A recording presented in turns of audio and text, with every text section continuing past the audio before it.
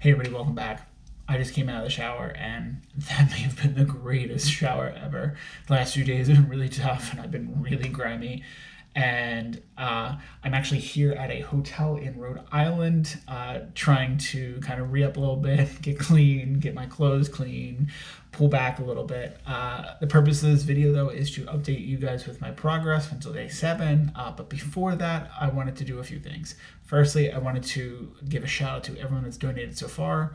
Really appreciate that. It's a good cause. Humane Society is such an important thing to support. For those of you who have not donated yet, there's definitely still an opportunity. I have still many miles to go. I'm going to put a link in the description so that you guys can do that. And in order to kind of spur some of that, I wanted to pose a challenge. So going forward, we're going to make this a little bit of a race. If at this entire course, my donations continue to outpace my miles, which I'm racking up some miles, at the end, I'm going to kick in an extra 150 myself. So let's get on those guys. Let's keep it up. Let's help donate and help support the Humane Society. With no further ado, let's get into the recap. All right, so today it's really nice out, but we're running a little late. Had a little scare this morning. As I'm packing up the bike, tire was completely flat. I couldn't pump it up because it was off the bead, so I had to, luckily, ran to a bike shop not too far from here. And luckily Lauren had the car up here so I could go. Went over there, popped it, filled up the air. Doesn't look like there's any leaks. It was just, I guess, low and came off the bead. A few minutes, should be packed up and ready to go. Hopefully things improve. We may be pneumatically deficient today, have some problems, but we're gonna push through it. Let's get this done. So I'd already been to Portland at this point, but it was only downtown, so I was getting to discover a little bit more about the outskirts and the trail side of it, and it confirmed what I'd already thought. Portland's a pretty weird place. It was pretty cool to see all this art and see how accepting the community was of adding to it, so that was something that was interesting.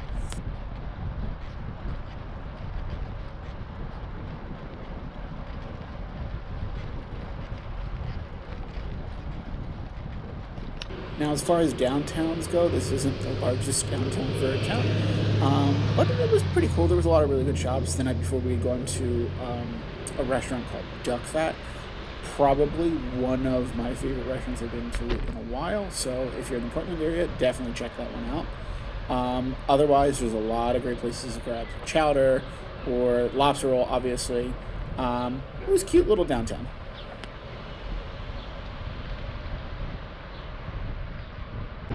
So this was pretty fun and interesting. We're home through the trail. I come up to here, and I actually have to stop because there's a steam coal power train, I guess. It looks like some kind of historical museum or historical setup that they have at the waterfront. There's a bunch of little kids going basically.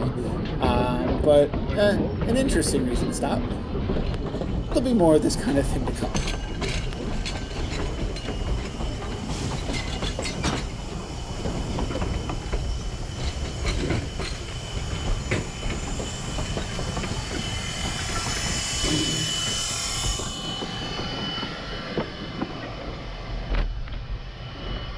That was a hell of a stop. So once outside of Portland, we get back on the trail, and south of Portland, it seemed like most of it was trail, which is really nice. It was a beautiful, beautiful day, and the woods were really thick. It was absolutely gorgeous just to ride through. I was just beaming the entire time, just having the chance to be out in the nice weather and be on some good trail. So we'll enjoy this for a little bit.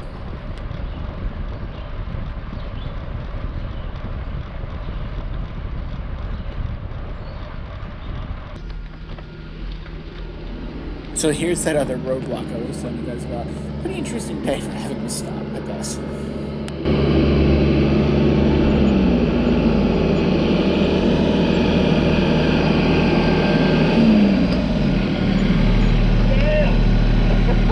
What a roadblock!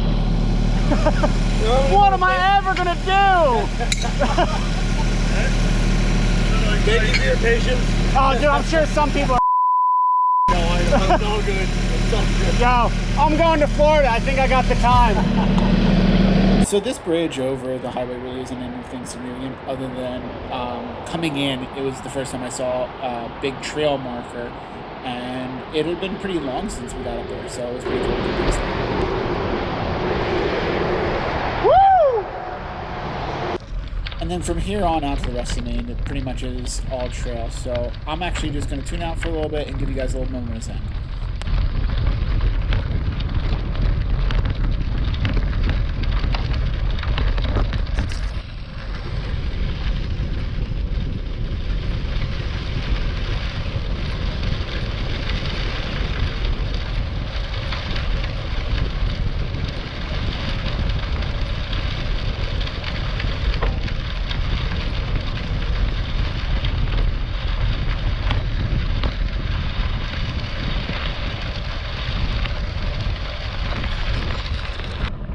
And finally, we get to the bridge that takes us out of Maine and into Portsmouth, New Hampshire. To be quite honest, I didn't even know before that New Hampshire had a coastline, and it's really small, but it was really interesting to see. I was just so glad to have finished Maine. It was long, it was tough. So Portsmouth was a pretty cute little town. There's a lot of people out. If you look to your right, you can see some people on paddle boards doing some yoga. There's other people hanging out on the island. It was a good time, but it was getting dark, and I needed to get ready. So luckily I found a little restaurant, re-upped with some water, got something to eat, and then found a little clearing just past that, and I stayed there for the night.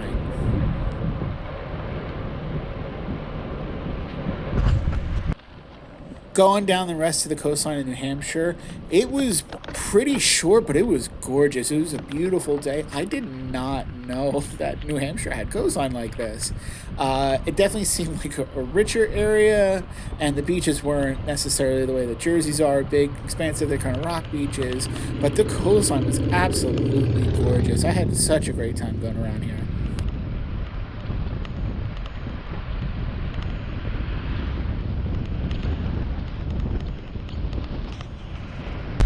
So just as quick as we were in New Hampshire, we were out of New Hampshire and into Massachusetts. Just the night before, we were over in Maine, so that was quite a short little blip. And this is definitely a sign of things to come. From the beginning to the end, literally, of Massachusetts, there were trails. Only a few times did I really have to go on the road, but for the most part, it was mostly off-road, and the trails were really well maintained. I had such a positive experience biking in Massachusetts, not only because there was such a well-maintained trail, and they actually were useful trails getting from one place to the other, but everybody was so courteous, not only on the trails, but off the trails. Every single intersection that I passed when I was on the trail had these like little flashy lights that you could either tap, or sometimes they were automatic, and no matter what, when people saw me on the bike, they stopped. If I was on the road, they moved over, gave me plenty of space, they didn't blow right past me. Now, this is one of the few exceptions, but this was because there was a detour that I had to go from the trail, and I saw this, and it said there was a road. This is the road they were talking about. This is barely a trail. It was rideable with my bike, but it was definitely a little sketchy. I did have fun with it, though, so I'm pretty glad I went that way.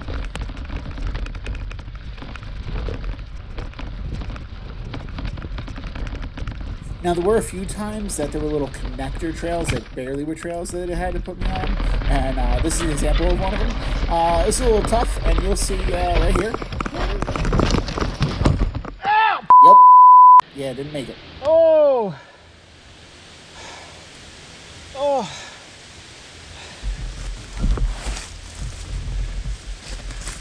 I fell.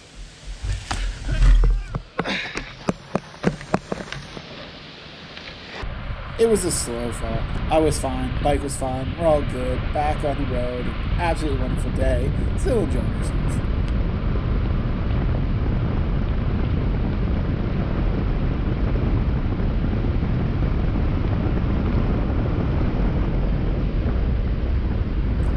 So this is just more trail. It's not anything different. I just kept filming a lot of it because I was just so excited that there kept being really well maintained trail.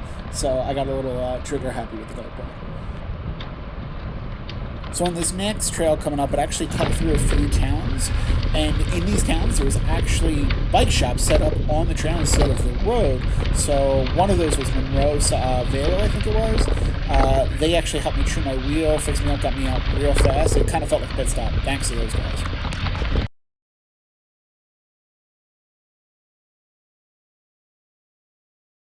So now we get to Spooky Town, USA, Salem, Massachusetts. It had a cute little downtown area, and it was definitely a little touristy, but I think touristy in a good way. There was even a beach, and I saw some people lying out there. Did not know there was a beach there. Again, rocky beach, not sandy beach. So as we get past Salem, we get to just north of Boston. And it was gorgeous. The homes were gorgeous. There's little downtown areas. This coastline, there's actually more expansive beaches, and there were some islands out there. And I was looking out, and the water was like Bahama blue. I'm pretty sure that was not normal, but it kind of looked like this belonged in the South. I was stunned at how gorgeous this area was. As we come up here, you can kind of see, you get a little better glimpse even with the GoPro of the water coming up. Like, look at this. It's so blue. I would have never thought that I was by Boston.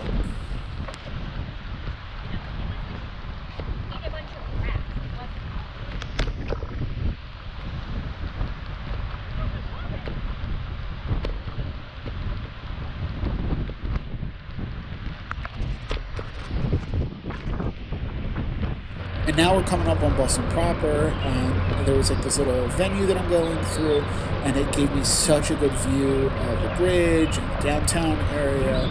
I was so excited to be in Boston. I'd been in Boston before, I loved it, but riding through it added even more to how much I loved it. There was only a small stretch right here where I had to be on the road, but the lanes were pretty well marked. So kudos to Boston for having some pretty awesome bike infrastructure.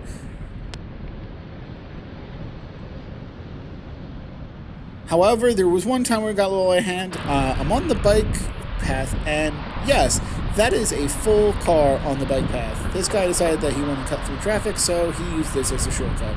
Philly energy, bro. Idiot.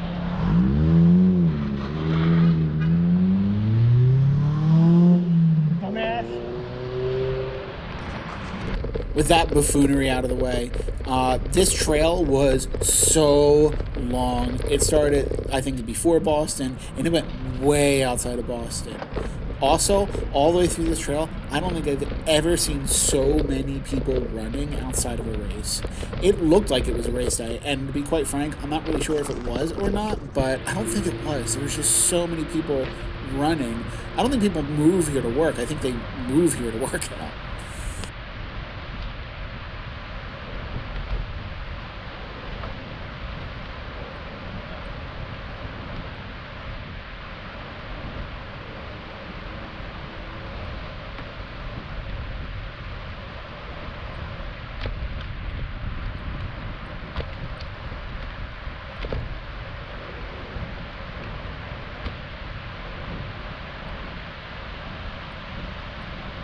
So because I had woken up early, had nice weather, the trails were so nice, and I didn't really have any other issues, I was able to actually go for a century this day.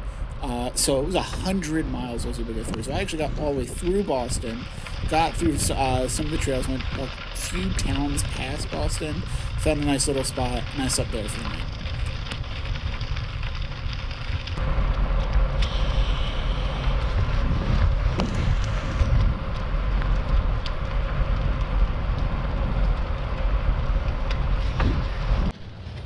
So we had a little bit of a mishap today. Got on the trail, did about 3 miles, and realized I left my bike lock here. So I had to come all the way back and make sure it was here. But at the very least, we got it. Let's do better now. So yeah, my morning didn't start too well. Added some extra miles, but you know, Massachusetts kept making up for it. There's more gorgeous trail. Got this little tunnel action here. I was coming up on the border, and in a few miles or so, I'd be actually in Rhode Island.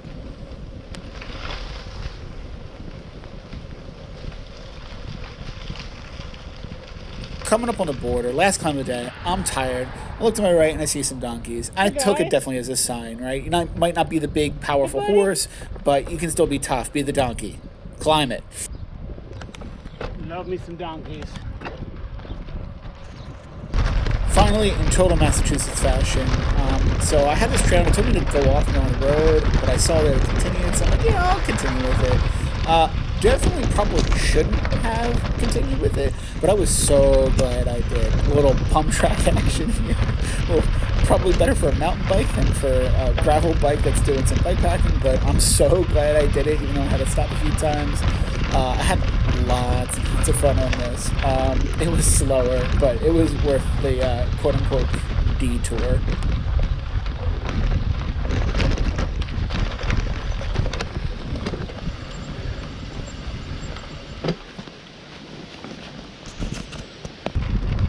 Yeah, nothing better than a little accidental single track day. It was, even with it being single track, it was definitely manageable. I had fun with it. Probably wouldn't advise anybody else to do it, but luckily no issues. And then this is about as small of an impact as you can have on a trail before it stops being a trail whatsoever and just kind of becomes nature. This was just really nice to go through and see the untouched part of everything.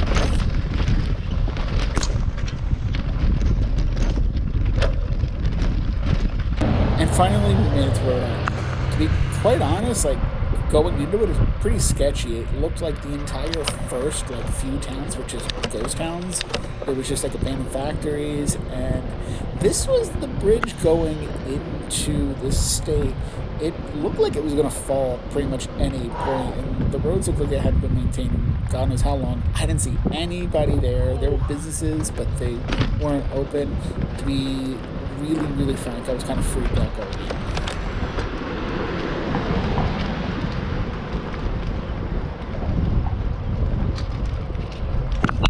With that being said, once I actually got to the trail that goes along the river and the canal trail here, the trail itself was really nice. So, like, from a natural standpoint and from the bike infrastructure standpoint, I really did enjoy Rhode Island, but I didn't like going through the towns. I didn't feel very comfortable. It didn't feel like anybody wanted me there. There wasn't really any places to stop or places that I could grab something to eat that it looked like. I really wanted to be on the trail. This is Providence, and the downtown was kind of pretty, but again, it was that same feel. It felt like there wasn't really any place to stop. The things they had, though, that were nice, they were either congested, but it just didn't feel like a place I wanted to stay around.